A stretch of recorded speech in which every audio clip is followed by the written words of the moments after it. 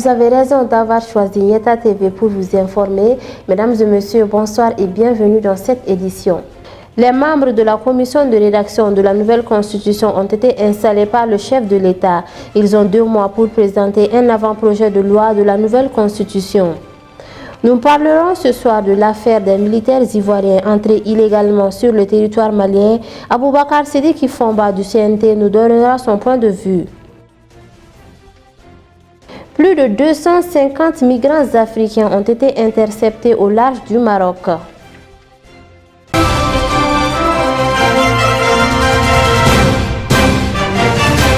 Une fois de plus, bienvenue dans cette édition. Comme je vous l'annonçais dans notre précédente édition, le chef de l'État, président de la transition, le colonel Assimi Goïta, a officiellement installé les membres de la commission de rédaction de la nouvelle constitution au palais de Koulouba en présence de hautes personnalités. Ces membres ont 2 mois pour présenter l'avant-projet de la nouvelle constitution que le peuple validera au cours d'un référendum. Toumani Keïta.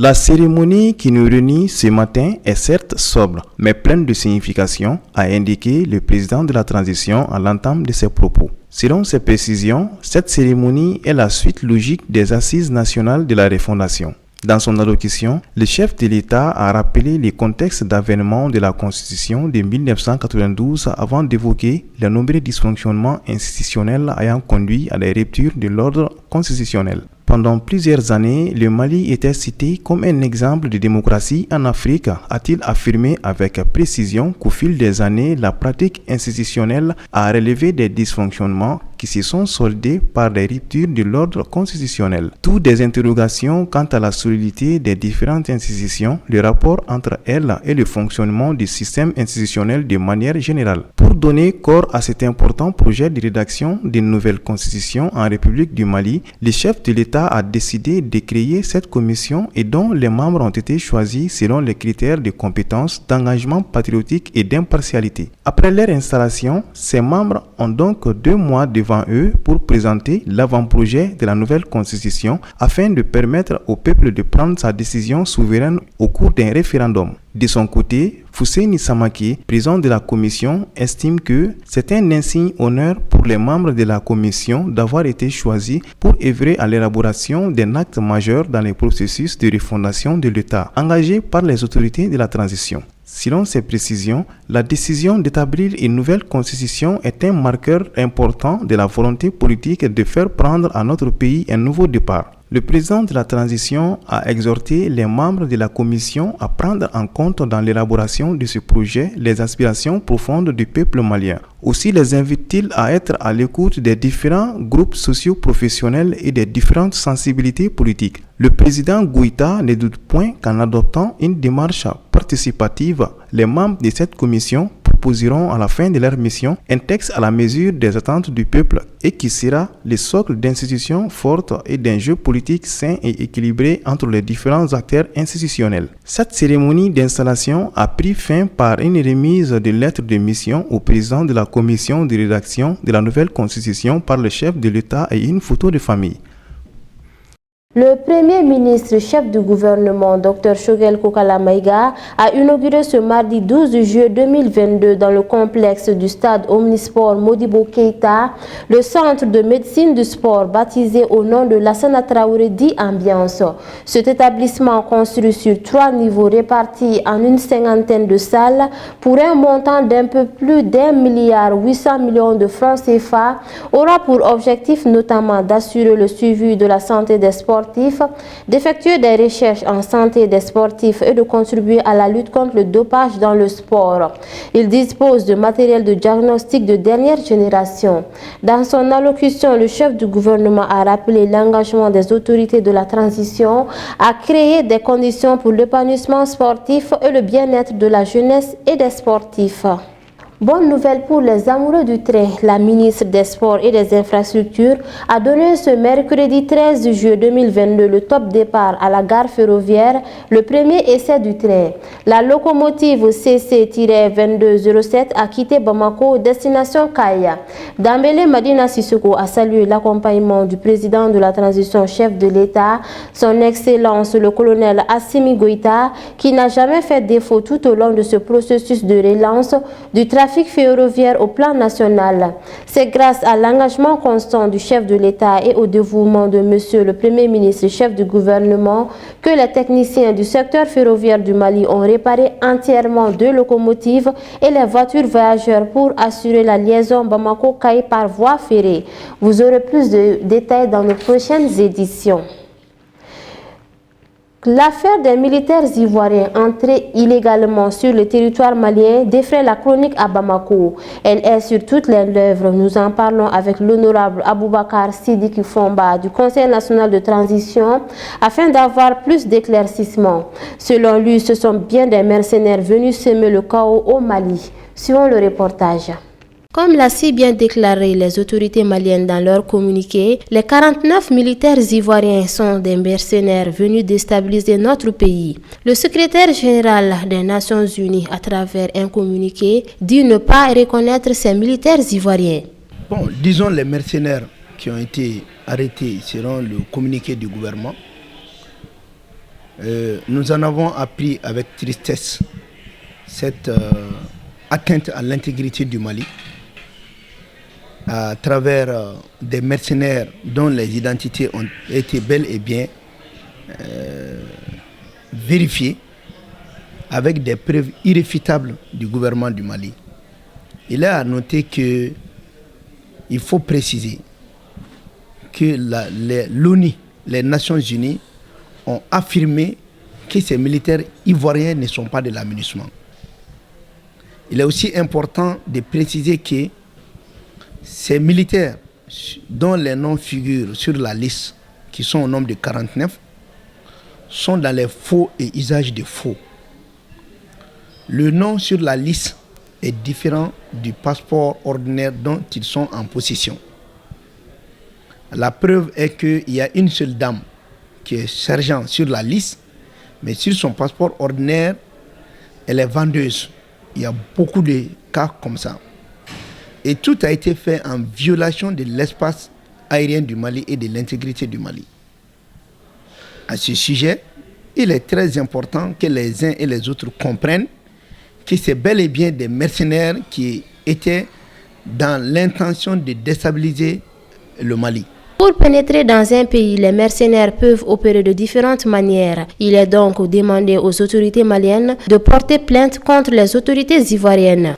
Il est aussi évident de préciser que le mercenaire n'a pas un mode opératoire universel. Il peut emprunter toutes les voies pour se faire entendre et exécuter sa voie. Cette manière nous rappelle le mode opératoire des Belges en Centrafrique et même au Congo avec l'assassinat de Patrice Lumumba. Dans tous les cas de figure, il est important de préciser que c'est une atteinte de l'intégrité du Mali et nous demandons aux autorités de porter plainte contre les autorités de la Côte d'Ivoire. Devant la CEDEAO, l'Union africaine et même l'ONU. Il est aussi important aujourd'hui et immédiatement d'arrêter les activités de l'aménagement au Mali et de procéder à un contrôle physique. En même temps, il est important de faire en sorte que tous les pays qui sont hostiles au Mali et à l'intérieur du Mali et même de la transition en cours, que les contingents de ces pays soient retirés immédiatement du territoire malien. Il est aussi important de publier l'identité, la photo des mercenaires arrêtés pour que les gens puissent se faire une idée de leur nom. Aussi bien le nom sur la liste, aussi bien le nom sur le passeport ordinaire. Parce que si c'était l'aménagement, ils allaient venir avec un ordre de mission et avec un passeport de service, chose qui n'a pas été faite. Pour l'honorable Fomba, les autorités ivoiriennes sont dans le mensonge. Vu leur posture envers les autorités de la transition malienne, cette situation n'est pas une surprise. Les autorités ivoiriennes n'ont pas nié. Ils sont dans le mensonge et dans le dilatoire. C'est que cette manipulation ne marchera pas. Et même certains individus de la population ivoirienne sont dans l'intimidation, pensant qu'ils vont s'en prendre à la population malienne, en oubliant que la Côte d'Ivoire est le Mali. Quand la population ivoirienne quitte la Côte d'Ivoire, ils ne peuvent se rendre qu'au Mali. La population de la Côte d'Ivoire fait partie du Mandé. Il est très important qu'on ne va pas céder à ces manipulations. Mais il est aussi important de savoir que cela n'est pas surprenant. Pourquoi ces soldats sont venus de la Côte d'Ivoire? Pourquoi ils ne sont pas venus du Sénégal ou du Niger? Qui était le président à l'époque qui a échangé avec un ancien premier ministre malien pour que l'embargo puisse foudre le Mali dans le gouffre? Qui a parlé de la force en attente de la CEDEAO? Qui a entretenu des opposants maliens jusqu'à ce qu'il y ait une déclaration de présidence du Mali en Côte d'Ivoire? La source est connue. Et c'est pour cela que nous avons demandé de porter plainte contre Alassane Dramane Ouattara. Et il faut même que le Mali demande l'exclusion de la Côte d'Ivoire de la CEDEAO. Et c'est la raison pour laquelle on a demandé le retrait du protocole additionnel. C'est pour éviter leur immixtion, même dans nos élections futures. Donc c'est connu. La population ivoirienne est de cœur avec le Mali. Mais le dirigeant de la Côte d'Ivoire, le franc-maçon, qui est à la solde de la France, qui respire à la France, qui se lave avec la France, qui fait tout pour la France, n'hésite en rien en ce qui concerne la défense de la France. Toujours selon lui, le Mali doit se retirer du protocole additionnel de la CEDEAO et procéder à un accord de défense avec la Russie. Et nous demandons au gouvernement en même temps de continuer l'enquête afin de mettre la main sur les complices internes, parce que cela ne se fait pas sans complices internes, et de mettre les forces armées et de sécurité au niveau de l'aéroport du Mali, sécuriser très fortement, et au Mali de se retirer immédiatement du protocole additionnel de la CEDEAO, conformément à l'article 48. Parce que nous ne comprenons pas comment, à présent, la CEDEAO n'a pas fait de déclaration sur l'atteinte de la souveraineté d'un pays membre de la CEDEAO.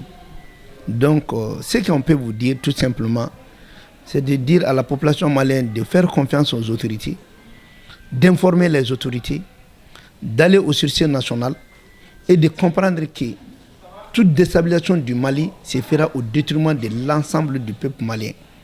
Ce ne sera pas seulement pour les autorités de la transition, parce que tout simplement, nous avons entrepris une démarche de souveraineté, de liberté, de libération du Mali du néocolonialisme et de la prédation coloniale. Donc voilà ce que je peux vous dire en grosso modo, et qui est très important que les Maliens continuent à aimer leur pays. Cultivons le patriotisme. Nous sommes face à un danger. Je dirais tout simplement au gouvernement malien de procéder ou de diligenter la relecture du traité de coopération avec la Russie, d'aller même à un accord de défense avec la Russie compte tenu des menaces qui planent sur notre pays. Car le renouvellement même du mandat de l'administration est une confiscation de la souveraineté du Mali et un véritable danger contre l'existence de notre pays. Quoi qu'il arrive, les Maliens doivent rester soudés derrière les autorités de la transition. Qu'Allah protège notre cher pays. Nous parlons toujours des mercenaires ivoiriens au Mali. En effet, du côté de la Côte d'Ivoire, les autorités ont demandé la libération de ces 49 militaires interpellés par les autorités maliennes. C'était après la tenue d'un Conseil national de sécurité extraordinaire ce mardi. Suivons les détails. La Côte d'Ivoire a demandé mardi au Mali de libérer sans délai ses 49 militaires interpellés injustement selon eux le dimanche à l'aéroport de Bamako et accusés d'être des mercenaires par les autorités maliennes. Aucun militaire ivoirien de ce contingent n'était en possession d'armes et de munitions de guerre, indique un communiqué de la présidence ivoirienne publié à l'issue d'un conseil national de sécurité extraordinaire. La Côte d'Ivoire, qui a toujours œuvré au sein des instances sous-régionales, régionales et internationales pour la paix, la stabilité et le respect de l'état de droit, ne peut s'inscrire dans une logique de déstabilisation d'un pays tiers, ajoute le texte. Selon Abidjan, la présence de ces soldats dans le cadre d'opérations de soutien logistique à la mission des Nations Unies au Mali MINUSMA est bien connue des autorités maliennes. Des militaires ivoiriens sont présents à l'aéroport de Bamako depuis juillet 2019 et la signature d'une convention avec les Nations Unies précise le communiqué. Depuis cette date, 7 contingents se sont relayés périodiquement sur ce site